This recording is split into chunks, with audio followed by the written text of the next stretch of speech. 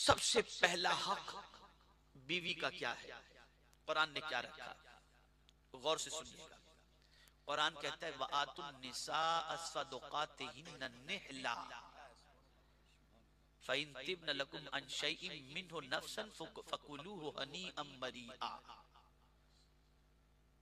सबसे पहला हक यह है कि खुश दिली के साथ अपनी बीवी का मेहर अदा करो, ये पहला हक है। इसे दूसरे मकाम पर कुरान ने कहा वआतुहुन्ना उजूरहुन्ना, मेहर अदा करो, पहले खुश दिली के साथ मेहर अदा करो। और उलमा तशरीफ फरमाए ये बात याद रखे, मेहर पर बाप का भी इख्तियार नहीं, माँ का भी इख्तियार नहीं, शौहर का भी इख्तियार नहीं, उसको कैसे इस्तेमाल करना उसका पूरा पूरा हक और पूरा पूरा पावर औरत के हाथ में। और ये बड़ी पाकीज़ा रकम है, बड़ी मुबारक रकम है, बड़ी अहम रकम है। ये रकम इतनी अजमत वाली है कि इस रकम की अजमत का मैं आपको क्या बताऊं। ये मेहर की रकम, अगर कोई शख्स मेहर न देने की नीयत से कि कैसे तैसे करके माफ करवा लूंगा, अगर कोई ये नीयत करता है तो ये अच्छी चीज नहीं है। बल्कि न देने की नीयत से अगर निकाह करे तो जिंदगी भर गोया वो जिना कर रहा है।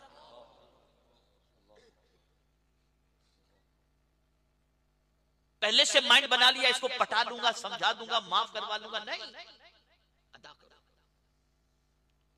खुश दिली के साथ अदा करो, नेहला खुश दिली के साथ अदा करो, ये उसका हक है। हाँ,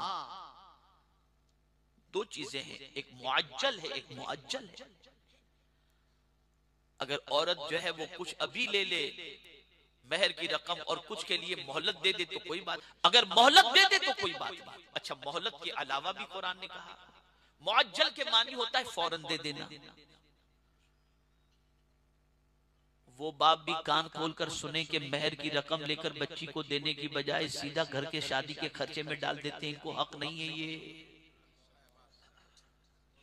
बड़ा शादी में खर्चा हुआ, बेटा मैंने मेहर की रकम इसमें डाल दी, नहीं, आप वो रकम उस बच्ची की मिल्कियत है, उसे दो। हाँ, वो खुश दिली से दे दे, अलग चीज है, उसको इख्तियार है, जहां चाहे वो इस्तेमाल करे। और फिर कुरान ने कहा शौहर के हवाले से फ़इन तिब्न लकुम अन शैइन मिन्हु नफ्सन फकुलूहु हनीअम मरिया। अगर वो औरत जो है वो खुश दिली से दस्तबरदार हो जाए कि मुझे मेहर नहीं चाहिए, तुम मिल गए, बहुत कुछ है, तो अब उस रकम को तुम खाओ पियो कुछ भी करो, कोई मुजाहिदे की बात नहीं। लेकिन ये खुश दिली से औरत अगर कह दे कि मैंने माफ की, कोई टेंशन की बात नहीं, वो बाकी जो रकम बची है ना मेहर की आपके पास, मुझे नहीं चाहिए, आप जो करना है कीजिए, मेरी तरफ से माफ है आपको, तो फिर कोई परेशानी की बात नहीं। ये कुरान ने कहा। तो पहला हक जो है बीवी का वो ये है कि खुश दिली से उसकी मेहर अदा करो, खुश दिली के साथ, तंग दिली के साथ नहीं। जिंदगी भर उससे फायदा उठाना है, जिंदगी उसके साथ काटनी है, वो आपके सुकून का सामान है, आपकी तस्कीन का सामान है, कुड़ करके मत दो, खुश दिली के साथ दो कि अल्लाह तेरा शुक्र है कि तूने मुझे बीवी अता फरमाई, ये तो मामूली चीज है, इसके जरिए मैं इससे सुकून हासिल करूंगा। तो ये पहला हक है जो शरीयत ने, कुरान ने औरत का मुतय्यन फरमाया, जिसे अदा करना है। दूसरा हक अस्किनुहुन्ना मिन हैसु सकनतुम मिन वुजदिकुम, तुम जैसे घर में रहने की ताकत रखते हो उस घर में उसको भी रखो। यानी ये नहीं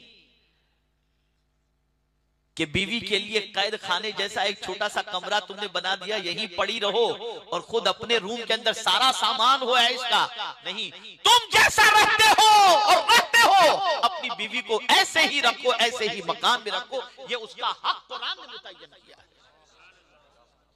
ये हक कुरान ने मुतय्यन किया है। अस्किनुहुन्ना मिन हैसु सकनतुम मिन वुजदिकुम, ये कुरान का फैसला है।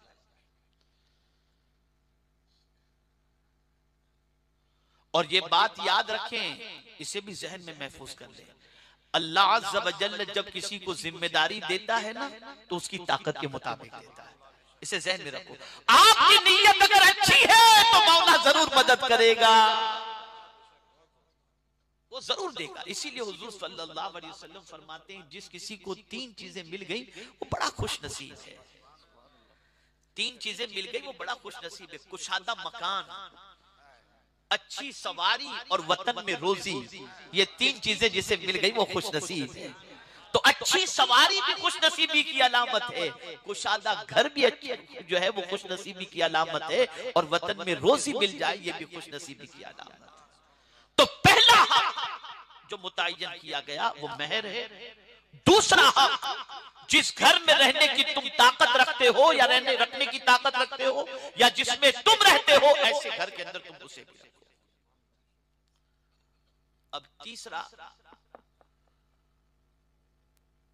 लियुनफिक ज़ू साअतिन मिन साअतिही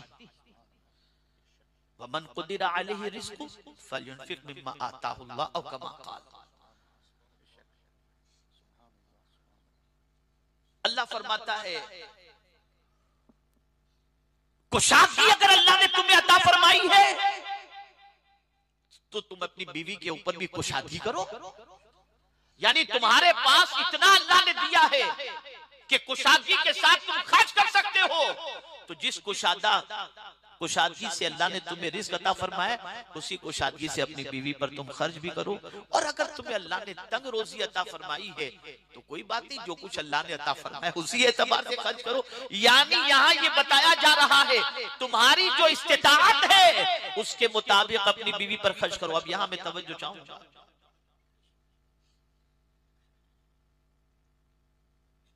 माफ करें वो मेरे नौजवान भाई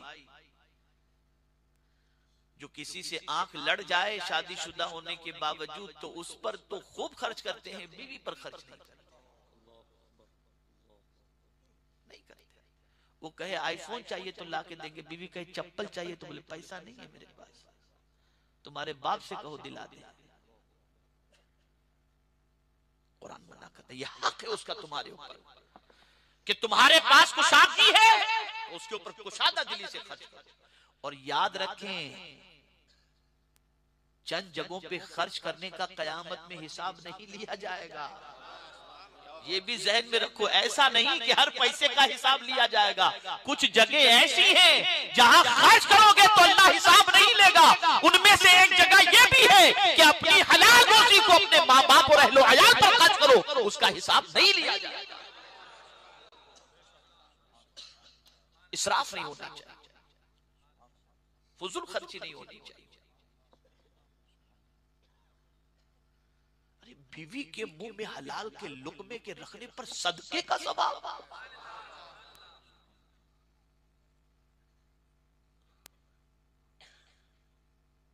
तो कुशादा दिली के साथ खर्च करो, जैसी तुम्हारी ताकत। अगर नहीं है तुम्हारे पास तो कोई जरूरी नहीं कि चोरी डकैती करके तुम बीवी की ख्वाहिश को पूरी करो, नहीं, तो फिर उसके हिसाब से चलो, जैसी पोजीशन। ये कुरान का तीसरा हक है। चौथा हक है जैसा लिबास तुम पहनते हो वैसा लिबास अपनी बीवी को पहनाओ। यानी खुद तो टिप टॉप बन करके घूमे और बीवी को बिल्कुल फकीर बना करके रखे, ये नहीं, ये उसका हक है। यानी 3 चीजों को जहन में रखें, लिबास, खुराक और मकान।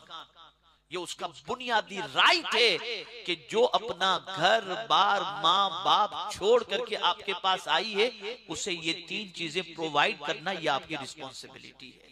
नाज़रीन इकराम, इसी तरह के और वाक़यात और बयानात सुनने के लिए चैनल को सब्सक्राइब करें, बेल आइकन को दबाएं ताकि अगले आने वाले वीडियो का नोटिफिकेशन तुरंत आपके पास पहुंच जाए।